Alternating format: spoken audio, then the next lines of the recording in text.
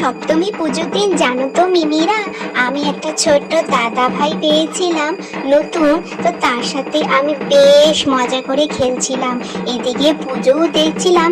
মাকে একটুকু আমি ডিস্টার্ব করিনি, বিরক্ত করিনি। তো মাও আমার ভিডিওগুলো তুলে দিয়েছিল। এই নতুন দাদাটা দেখো কত ভালো, আমার সাথে প্রায় পুজোতে আসতো আর আমার সাথে কত খেলেছে। আমি নতুন নতুন মানুষজন দেখেছি এই পুজোতে, আর আমি তো হামাগুড়ি শিখে গেছি। এখন হামাগুড়ি দিয়েই আমি সব জায়গায় যাই।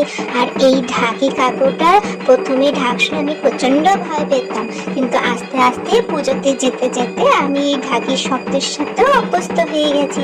এখন আমি ভয় পাই না। আর এই দাদা ভাই আর আমি অনেক অনেক মজা করেছি, অনেক খেলেছি। এই দাদা ভাইটা না খুব ভালো।